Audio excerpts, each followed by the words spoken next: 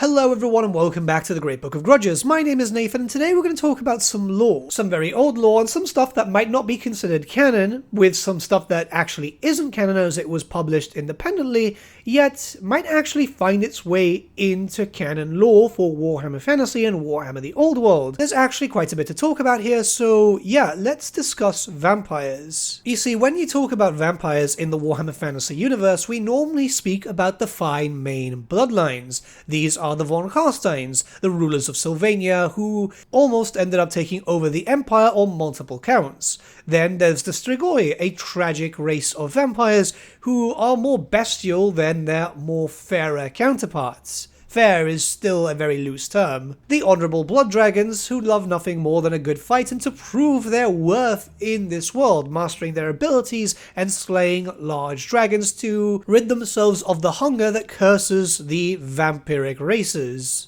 The Necrarch, who are more of a scholarly type, learning from various different sources of magic, honing their abilities in a much more proficient way than any spellcaster could ever dream of, and in general hunting down artifacts. And finally the Lemians, very shady and crafty, yet some of the most proficient spies that the world has ever seen. Now, when speaking about vampires and vampiric lore, those are the 5 main bloodlines mentioned, as it's the ones that most people know about. But there might actually be a lot more. We know of 2 others, which will be the ones that we're mentioning in this video today, but seeing as we don't know how many people actually drank from the cursed elixir that created the vampires, we don't know exactly how many bloodlines there might exist. There might be a lot more hiding within the shadows, as Neferata's court was not small. You see, when we go into the lore itself through some very old publications, we'll see mentions of 2 other members of Neferata's courts. This would be the Chief Judge, Mahtmasi, and her court visor, Harakte. Now, we don't know too much about them, but there are a few mentions here and there, and we know that they did drink from the elixir of life, becoming the first true-born vampires, with anyone becoming a true-born vampire leading their own bloodline, as anyone that they would sire was an extension of them. Now, as we're all aware, the vampires themselves didn't really stay in Lemire that often, as they got pushed out, eventually joining up with Nagash and getting betrayed by Nagash, because it's Nagash and that's what Nagash does best. And we're not going to go into the big details regarding Nagash's betrayal and so on, as that's something that we've already spoken about in length in many videos, but what is important to note here is that after Nagash's betrayal, the vampires did flee and spread throughout the known Warhammer Fantasy world. The vampires settled across different locations, built their own miniature empires, their own kingdoms, and yeah, they thrived. There was a lot of big events, but we're going to talk about the ones that we don't know about. The little lore that we do have was found in Night's Dark Masters, which is a supplement to Warhammer Fantasy Roleplay 2nd edition, in the form of a little bit of a footnote, known as Other Bloodlines, which goes as follows.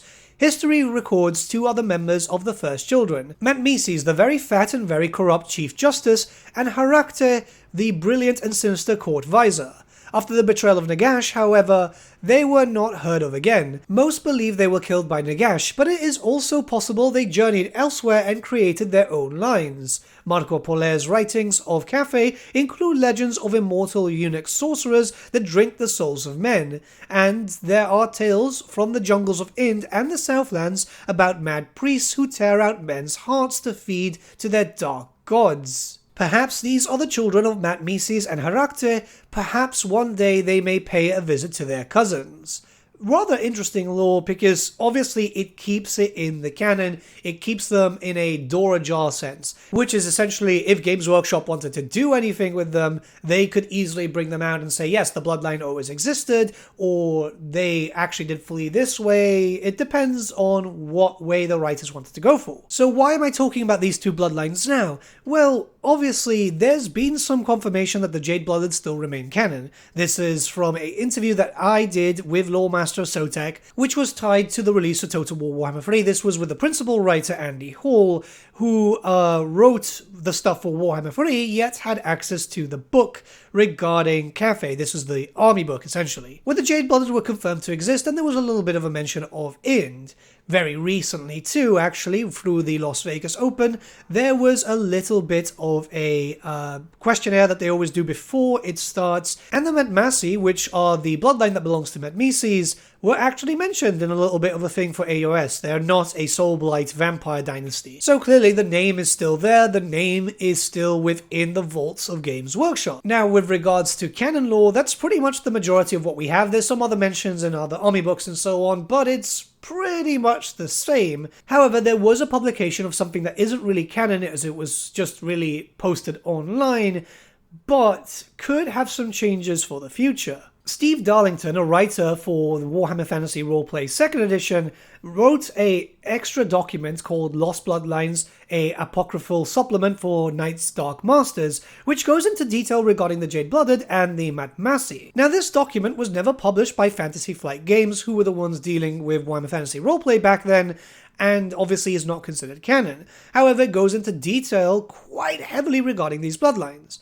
A lot of people will put this aside, but what is interesting to note is that Steve himself is actually writing every now and then for Warhammer Fantasy Roleplay 4th edition. 4th edition has been run by Cubicle 7, a lot of very talented writers are there, and a lot of old school GW staff, Fantasy Flight staff, and just pretty much a lot of people involved with Games Workshop stuff in the past have also been writing for it too, which I think is amazing. They've been providing more context, like for example the Dreadmore belonging to Koresh, and a lot of different lore which has been updated through the years after Warhammer Fantasy met its fate through the end times. So while his supplement itself isn't canon, it could be that that stuff gets used in the future with future publications, with rewrites and so on, like we've seen Warhammer Fantasy Roleplay 4th edition do. They've got into stuff from really way back in the day and decided, yeah, this could actually work, obviously with approval by Games Workshop. So in the event that this could become canon lore, I want to discuss it, because this is pretty much the only stuff that we actually have in detail regarding these two bloodlines,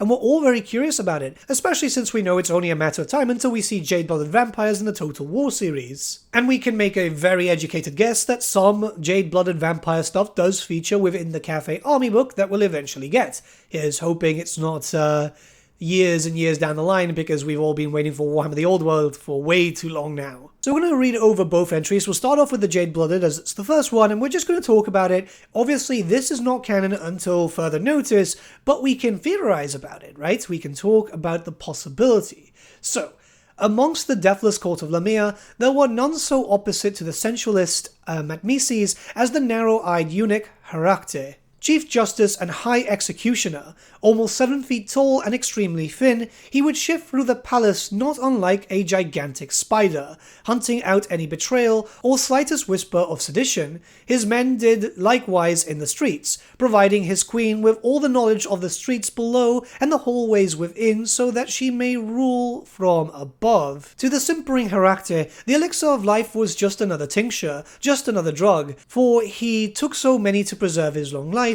and stave off the many deprivations of his incredible age. Not even the queen knew how old he was, and the emasculated, emaciated inquisitor would never speak of it. Some said he had already learnt the secret of immortality on his trips to Cathay and the mystics he met there, nor does anyone know why he left the city, whether it was just a happy coincidence that he was on a diplomatic mission to the east, or whether he had known about the army of Alcadizar well in advance. Whatever the truth, he did drink of the elixir, he was spared the terrible fall, and even now continues to live out his life in Far Cafe, where the spices are richer and the stimulants are more exquisite. He took with him on this journey a dozen of his most skilled courtiers, scribes, investigators, guards, and torturers, to whom he also passed the blood kiss so they might never leave his service. When they reached Cathay, he sent each to one of its 13 provinces to investigate the ruling powers and determine where best to place his strength. However, each of his attendants betrayed him in turn, setting themselves up quickly as the powers behind each of the province's thrones. Great wars raged across Cathay, and Harakte struck down 4 of his upstart servants himself before the nation fell into anarchy. Eventually, new powers emerged, some ruled openly by the sons of Harakte, some manipulated from the shadows, and some showing no sign of a vampire's hand. Perhaps because they were dead, Perhaps they slept, or perhaps they were simply very good at hiding their presence. War had proven an inefficient way to deal with their enemies, so each began instead to scheme and plot. To this day, Cathay is riven with internal strife as each remaining vampire has 1,000-year-long schemes planned against his enemies. As age has wearied them, the diseases and addictions they inherited from their master has ravaged their bodies, and they require more and more drugs with each passing decade. Their eyes cloud over, their skin grows translucent, and their blood has become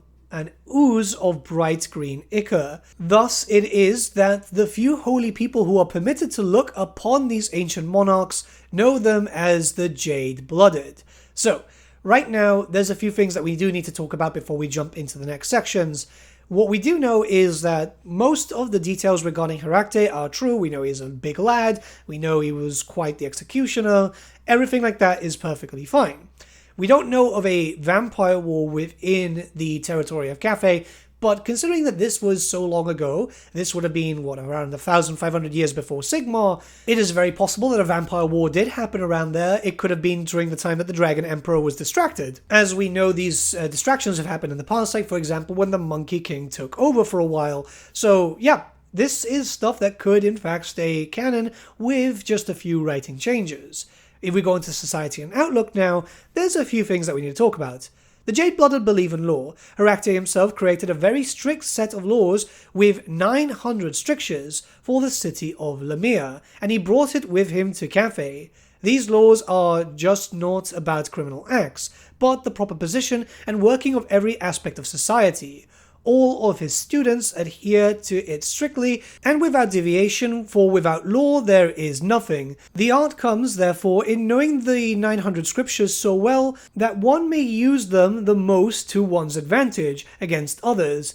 As such, the monarchs often spend decades at a time contemplating the scriptures and their meanings. Law and scholarship are the twin pinnacles of the Jade-Blooded life. Yes, there is pleasure in stimulants, and nobility in tradition, and even glory in victory, but these are momentary distractions, and are worthless if they are achieved at the expense of the primary concerns.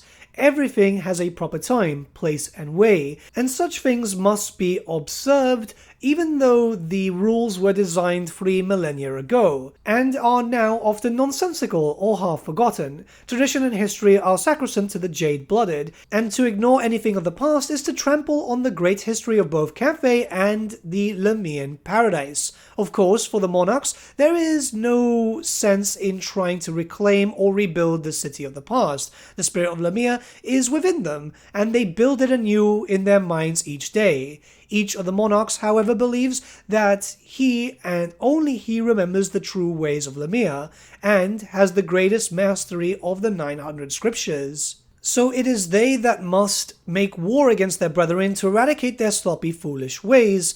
Until only the perfect law remains, it may take 1,000 years or 10,000, but building a tower to heaven is never quick or easy work. Although as fast and deadly as most of their vampire cousins, they rarely enter combat themselves. Such things are, according to the scriptures, best done by others. If attacked, they prefer to turn into deadly snakes and slither away with little more than a parting bite. When they do fight, they prefer to strike from the darkness with poison blades or their own, equally poisonous claws. This poison they draw from their own flesh, for their own blood is toxic.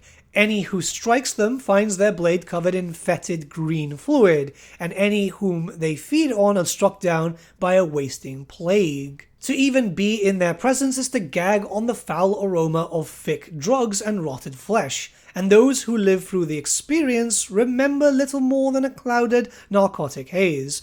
This allows the Jade-Blooded to preserve their mysterious godlike status among their followers, and their ever-loyal servants form a cult around their immortal lives.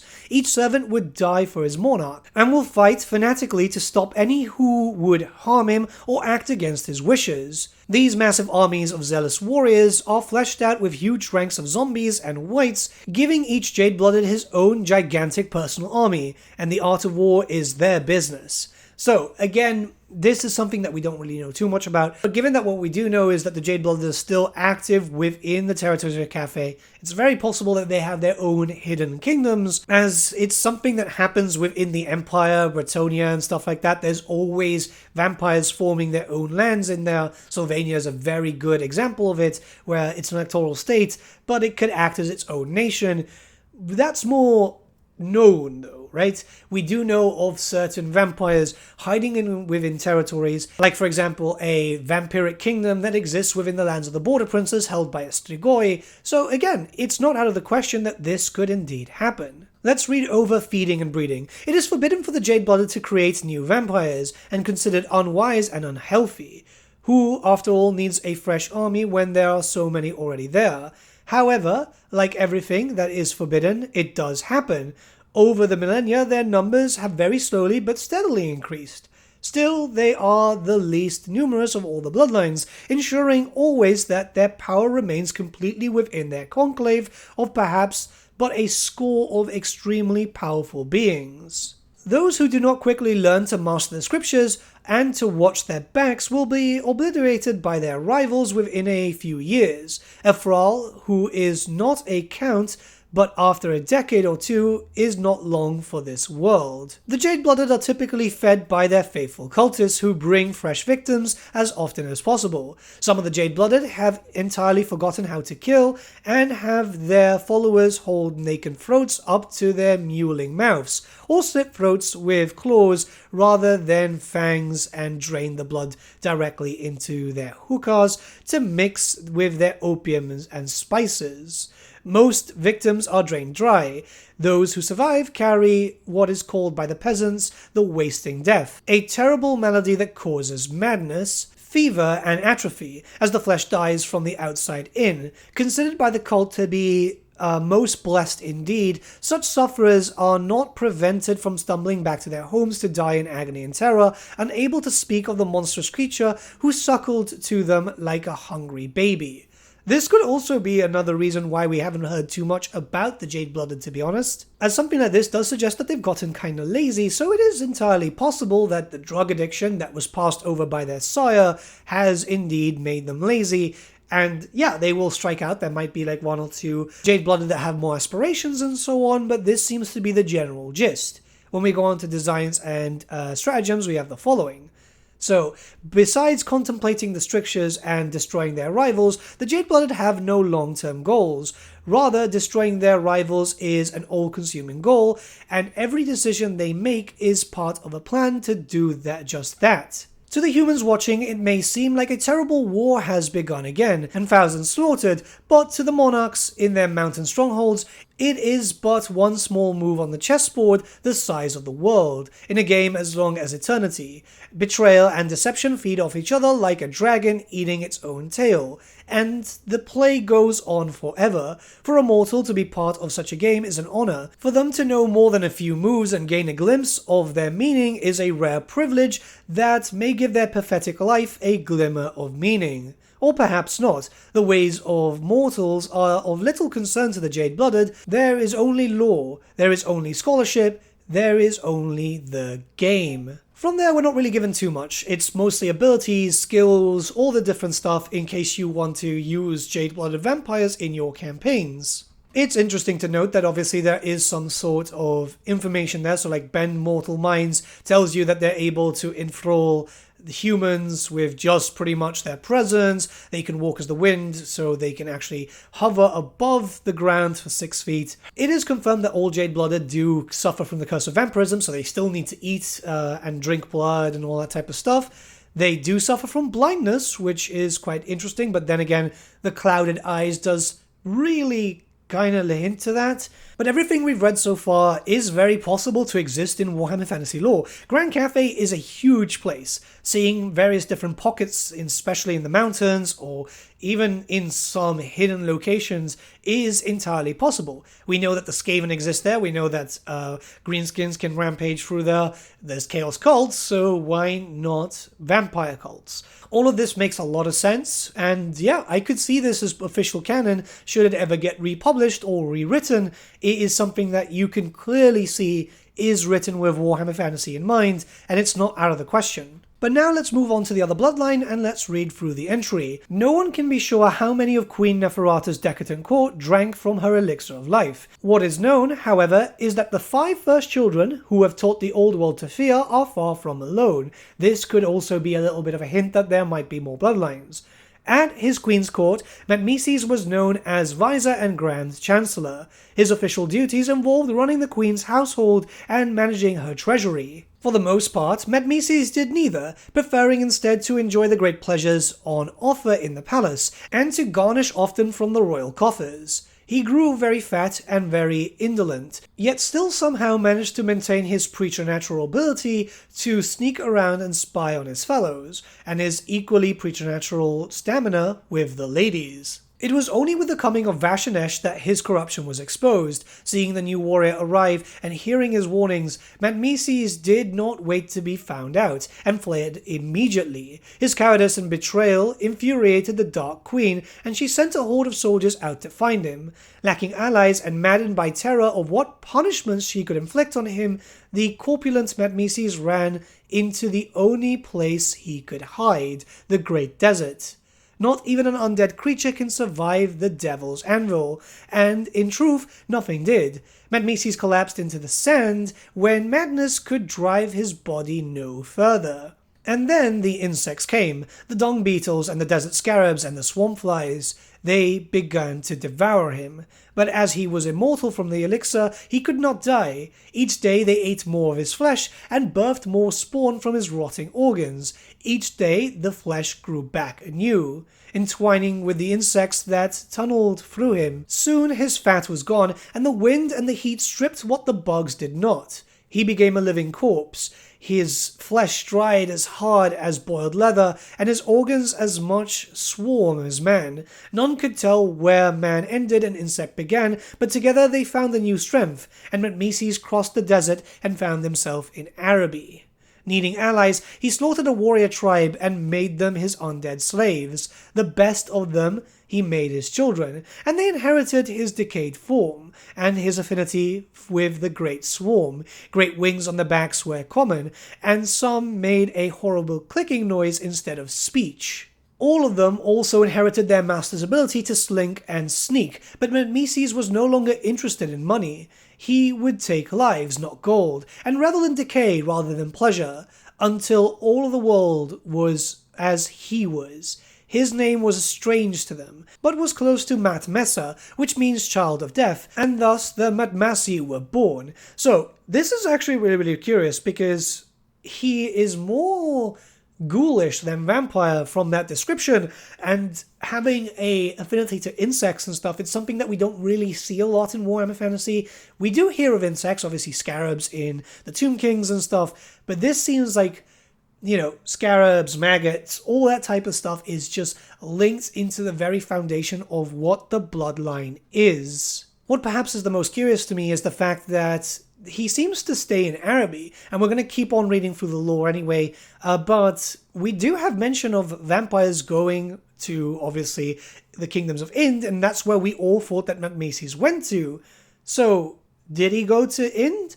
Or is there another bloodline in Ind? While this lore is not canon itself, it raises a lot of questions, in all honesty, because this could have had notes way back in the day during the whole book, the Knights Dark Masters book. So why Araby out of all places? In fact, this goes into a lot more detail, which we're going to talk about right now. So, society and outlook. Unlike almost all other bloodlines, the Mahtmasi maintain very close ties, shunning the individualism of their northern cousins. Oh, interesting. They live in large tribal units and work together to achieve the goals of their master. They are also unique in that they are quite happy to sell their services to the highest bidder, as long as they are paid to enact slaughter. The Mahtmasi take particular joy in watching the so-called moral humans pay them vast sums of gold to ensure they kill someone else. They have very little use for gold themselves, but they enjoy the vices it encourages in mortals, and keep plenty in their cave lairs to attract thieves and opportunists. They also do not need gold or silver to drive their destruction.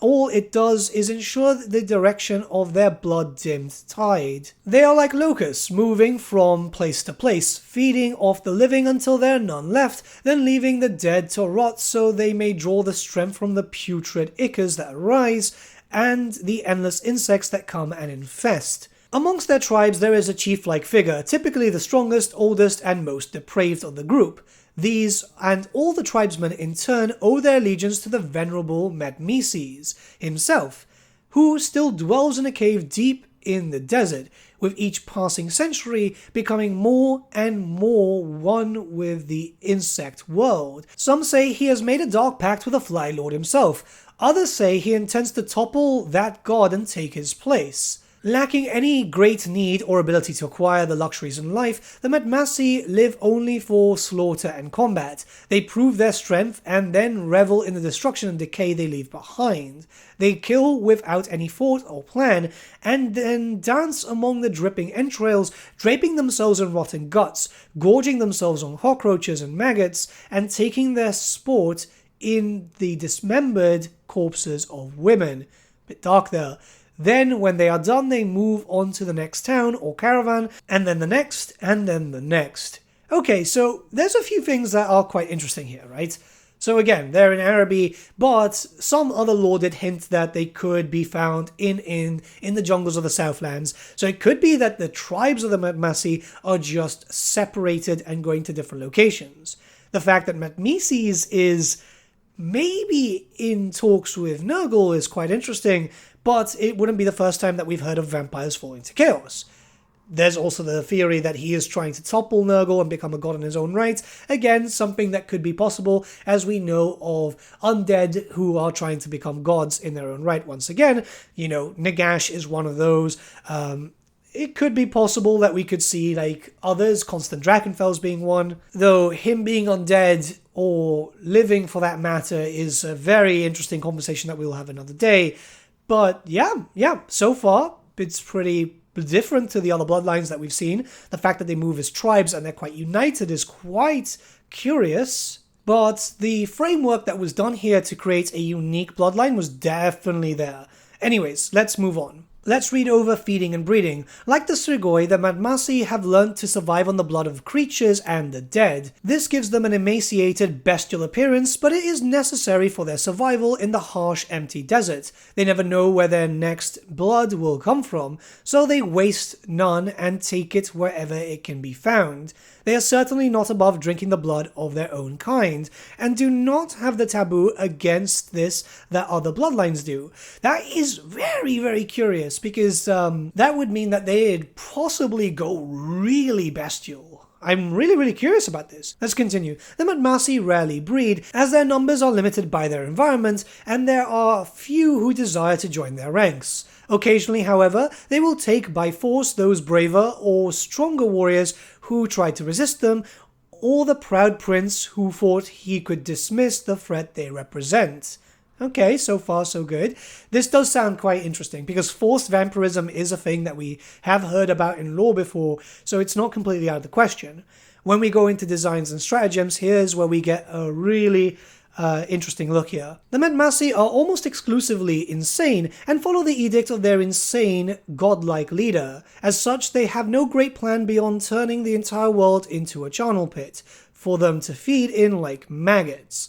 The world is their corpse, or it will be soon enough. So far, only the desert has slowed them down in their goal of destroying the entirety of the Arabian Empire. The petty, squabbling caliphs of the large cities have never produced an amassed army to wipe them out, and these monsters can easily hide in the deep desert or the lands of the dead, where no mortal can survive. There, they typically remain, preying on smaller villages and lone caravans, devouring unsuspecting travelers, and generally making the Badlands very bad indeed. That is not to say, however, that they are unknown in cities. Although they cannot pass for human, with a burnous and a face scarf, they can slink into the shadows without difficulty. Once inside the cities, they can spread their decay and death in more cunning ways, with poisoned blades and stealthy assassinations. Slowly, they remove the city's power base and cripple the guards, so that they may safely open the gates for the rest of their brethren. all the ready for unrestrained bloodshed. Despite their destructive natures, their prowess at killing remains prized, and foolish princes continue to invite them into their cities to take care of their unassailable enemies. The combined effect of their cities' intrigues and their locust-like predations on the countryside and the trade caravans has had a terrible effect on the Arabian Empire. Although they were slow to rise in numbers, in the last millennia they have become a force as destructive to the land as the Chaos Marauders are to Kislev. Wow, that's actually a very big comparison, yeah. And it is their very presence that led the once glorious Arabian Empire to collapse into fear, disorder, and decadence. Now only the 4 great coastal cities remain untouched by the verminous fiends, and the great Sultan has realized that his entire kingdom is on the brink of destruction, if not already doomed. In desperation, he has sent emissaries to Estalia, Bretonia, Talia, and the Empire to beg for support, and heroes to fight the terrible Mahtmasi. Only a fool would go, of course, but the promise of honor and glory makes fools of many men. So if this should return to the canon, then yeah, the vampires in this area are becoming a massive issue, which is kind of curious considering that you'd expect the Tomb Kings to go and deal with them, right?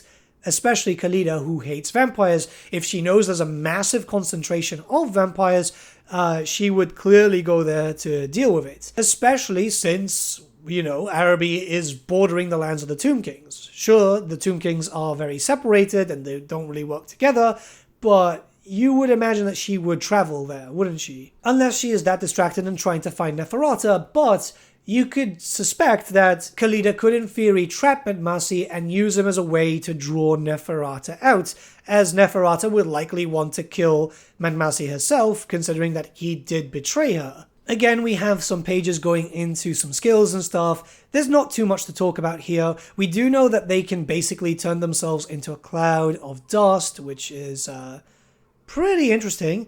I mean, we already have kind of something similar in vampire stuff where they turn themselves into bats. But yeah, it's curious. It's pretty interesting to hear that the bloodline itself are scared of cats, and that makes sense because obviously Neferata had a lot of cats. So it just kind of goes into that too.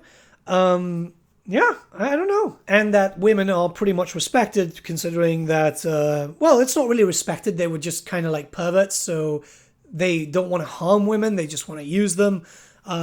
It's a curious thing. I don't know. It's important to remember that until further notice, this stuff is all uncanon. It's not canon. But it looks like these two frameworks essentially could be very much used to create some lore for the 2 bloodlines that many people are curious about. I, for one, would love to see this stuff being moved up. There is a lot of possibility that this could indeed happen, considering that Steve is in fact still doing some writing for Cubicle 7, who have taken the helm of Warhammer Fantasy through Warhammer Fantasy Roleplay. I don't know. I'd like to think that there's a possibility, and there's always a possibility unless Games Workshop say no and that's it. But the fact that the bloodline was mentioned by Games Workshop in an official source during their live streams, and also the fact that, you know, they Jade-Blooded are back, they are mentioned. I feel like it's only a matter of time until we start seeing information regarding these 2 bloodlines, especially with Warhammer the Old World getting closer and closer. But with all that being said, let me know what you guys think, especially about the non-canon source. Do you think that this could easily be rewritten to a more modern standard and then released in a supplement for Warhammer Fantasy Roleplay? Let me know your thoughts in the comments below. Let's start a bit of a discussion, and I'll see you all again very, very soon. Have a good day.